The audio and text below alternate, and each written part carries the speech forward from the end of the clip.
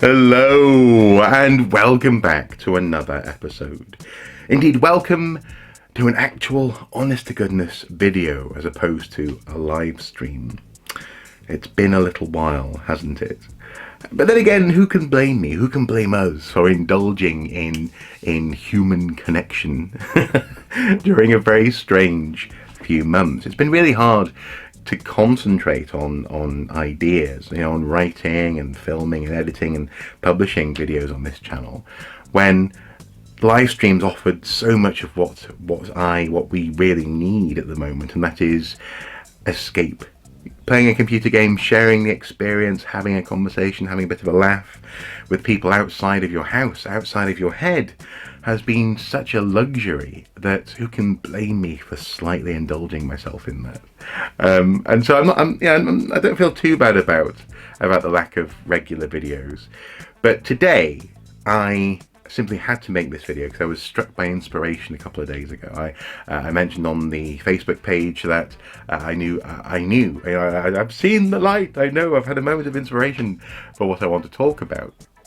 And that is a question that I've been applying to my life with increasing enthusiasm and regularity, increasingly consciously, I suppose, over the past 2 years. And that is, what do I need?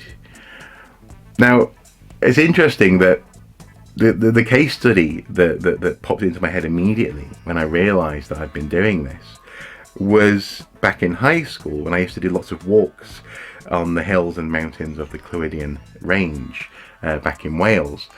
And on my walks I would come across bones. Now, as a future archaeologist, it's hardly surprising that I found bones exciting and interesting. This is I think a fox's skull. We have a jawbone here as well that I picked up on my meanderings. And thankfully, I had a family that was open to the fact that I was just collecting bones. They knew, they could see that they were going to be part of my future in some way, whether as an artist. I've drawn this jawbone many times, for example, or for example as an archaeologist. Hopefully not as a serial killer. Bones were just going to be part of my life, and I would bring them home. I would wash them, bleach them, boil them, this kind of thing, to make them safe. But crucially, there was a step that would have been made so much more easy, so much more straightforward, if I'd just been thinking about what I needed, and that is transporting this sort of thing home. I once came across a whole sheep skeleton that was just too large and too manky to even consider. But what I needed back then was a bag. Indeed, I needed a bag much like this guy here. This is a replica of Indiana Jones's World War I gas mask bag that in canon he picks up in the Young Indiana Jones Adventures, the TV series, with Remy. In Belgium, I think. He gets this gas mask bag, and this one has been well used, well loved. The lid is in need of some repair there, the flap. But this was given to me by friends when they knew I was off to study archaeology at uni, and they said, well, you need an Indiana Jones satchel, don't you? And not only was that true thematically, but also this bag is so in need of repair because I've used it for years now. I've travelled the world with this bag. What I needed was a bag. And yet, at the time, teenage brains and all that, we tend to overthink it. I think if I had said to myself, get a satchel, I'd have been like, but people might think it's a handbag, and what will I do if one of my friends sees me? Oh man, just calm down. Think about what you need. And I'm talking to any younger people who might watch this video as much as I am talking to myself back then, because this is not a handbag. It never was going to be mistaken for that. Get outside of yourself for a moment and think about what will make your life easier, more straightforward, less stressful, less awkward, more fun. What do you actually need? Now, sometimes needs can feel like wants. For example, power tools. Now, this is me slightly older, I suppose, in my mid-20s. I was starting to identify the fact that I needed to have some power tools to get things done, especially, for example, when we got married and we were doing DIY. And also, crucially, I started to embrace my love of making things. That's another need that I started to become aware of. I needed to return to making. But I wasn't ready yet to think about what I needed to make that happen. So one of the things that I picked up from the local cash converters was a second-hand hammer drill. A simple sort of single-handed one speed, so it's on and instead of gradual gearing of speeds type drill, where the hammer action in hindsight was broken. Now that's no good, particularly in this house, because the walls here, the bricks are hugely overbaked. They are black ceramic inside and so incredibly hard. The guy, the electrician who installed the replacement power junction in this office was really intimidated by the walls. He had serious equipment and he was really struggling. And it's no wonder then that when we installed the media unit in the living room, that I almost made myself sick on several occasions trying to use this old, knackered, useless drill to drill serious holes into the walls. Literally, you'd be pushing so hard with that drill that you'd just end up dizzy. All the force would be going through your arms, and presumably blood was leaving your head and going to your arms and legs. It was needless. You see what I mean? It was a completely needless, awkward difficulty that I had introduced into my life because I hadn't considered, what do I need? What do me and my lovely wife, what do we need in this house? A couple of years ago now, or maybe about 18 months ago, it was my lovely father-in-law who saw the problem. We were fixing whenever he comes round, he loves to help around the house. So we often have ideas about what a two-person job might be that he could help with. And one of them was fixing the drain pipe to the outside of the house because it had been waving around in the wind. And he tried the drill. He looked at it and went, "This is what is this? This is useless. This isn't working." And I was like, "I know, but what can I do?" And he said, "Well, get one that works." Obviously. And so we went. He didn't say that horribly, but that that it should have been obvious. So we went to Aldi, where he knew that there was quite a good drill for quite a good price, and it changed our life. That's no exaggeration. The drill that I now have sits in a little suitcase of its own. It's much bigger. It's a two-handed thing. It's got a serious hammer action. It's got drill bits that it's got an adapter for normal drill bits, but drill bits actually plug into the thing itself, and it's designed for what we use it for. That's what we needed. And so over the weekend, for example, I hung a unit that I'd made for hammer beads. My amazing wife has taken up the hobby of hammer beading with renewed vigour, and so we made this unit out of plywood, stained it and hung it on the wall, and drilling the holes was straightforward.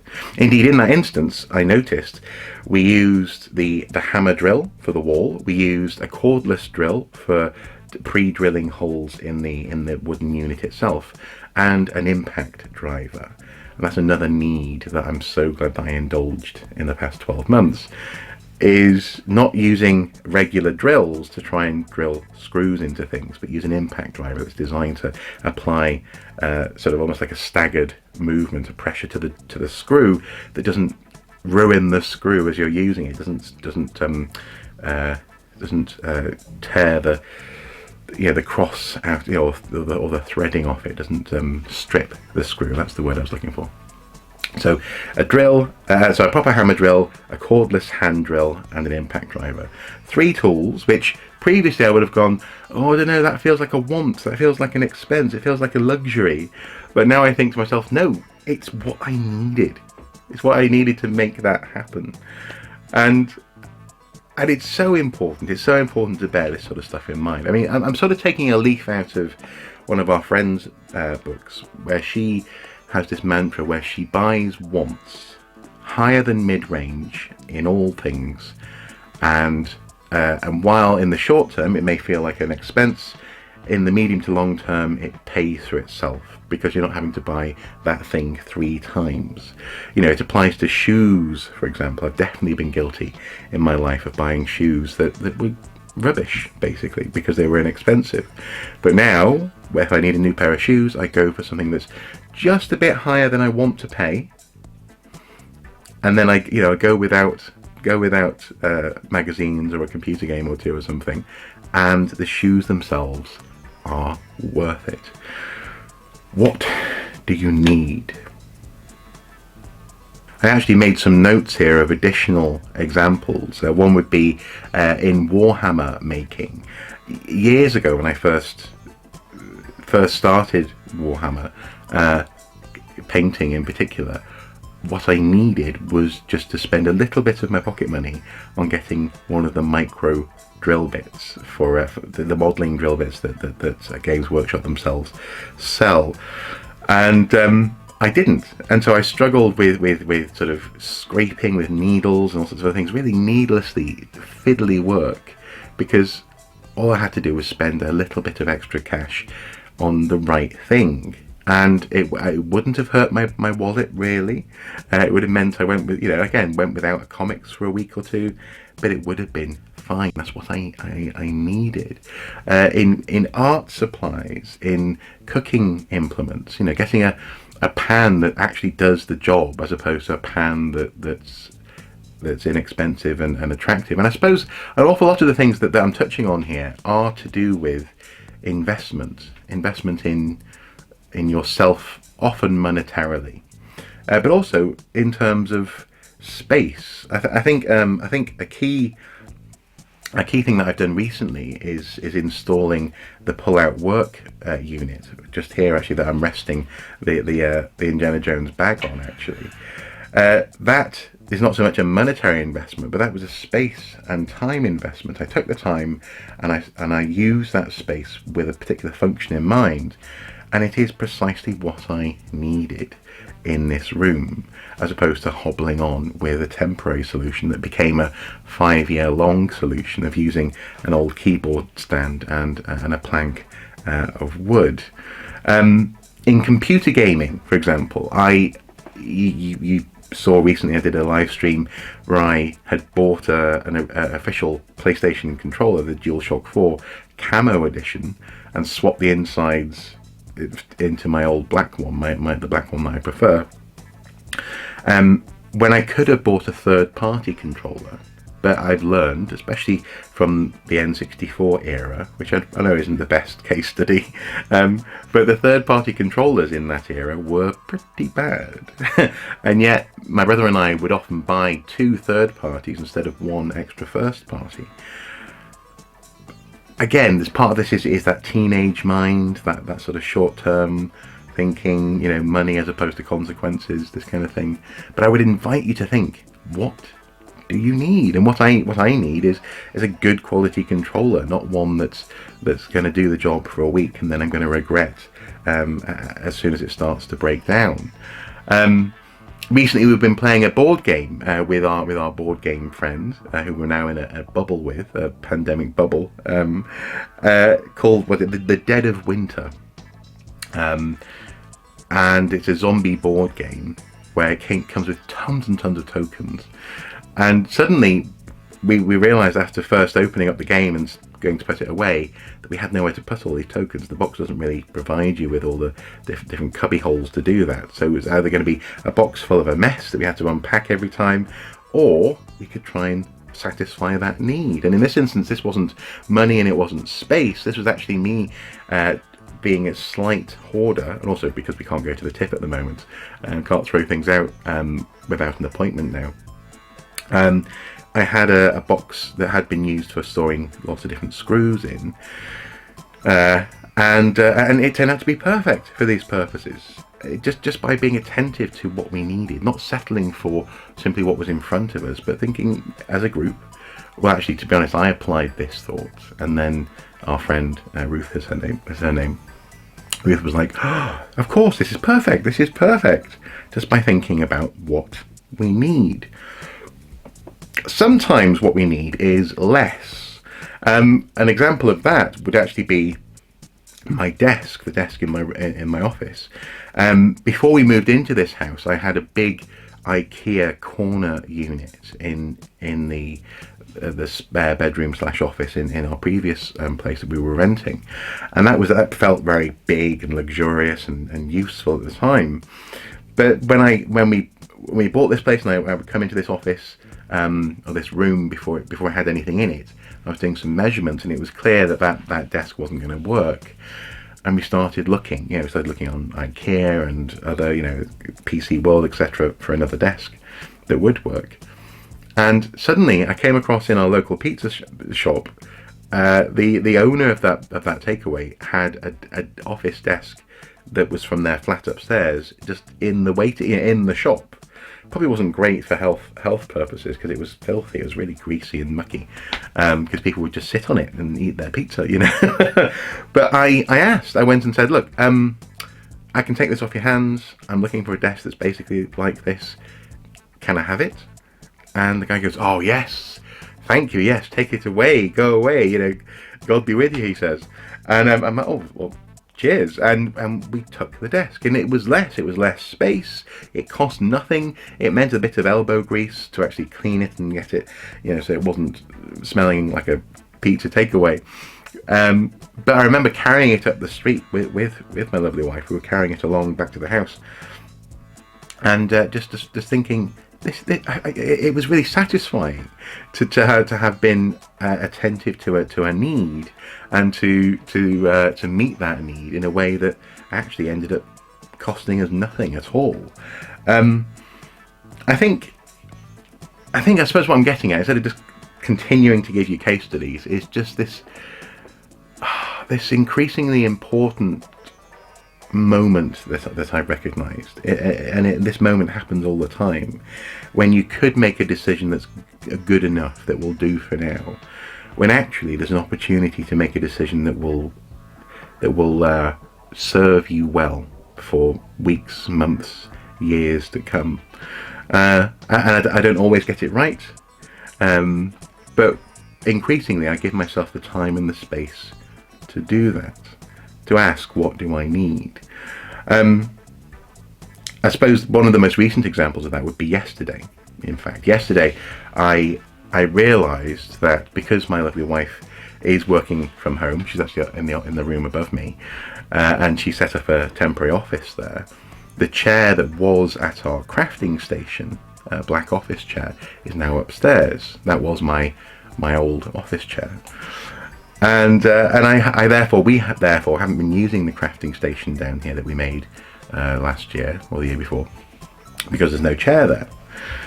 At the same time, I also realised that my office chair is not perfect for this space. It was okay when I got it. It was a good replacement chair which had some support, but it wasn't perfect. And this was an opportunity yesterday, I realised, to address those problems, to address the question of what do I need? What do we need in this house? So I moved my now old, less old, but old office chair through into the living room. It's now at the craft space, and it's perfect for that space. The armrests, for example, don't bash the desk, because the desk's nice and high, and it's comfortable for sitting at for a couple of hours at a time.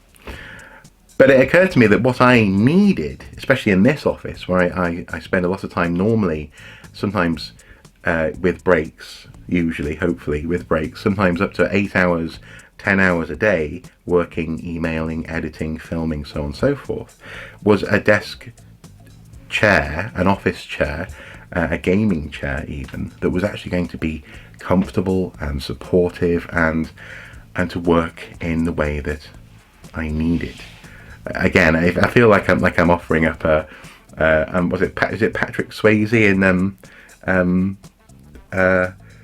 Donnie Darko? That sort of self-help kind of stuff.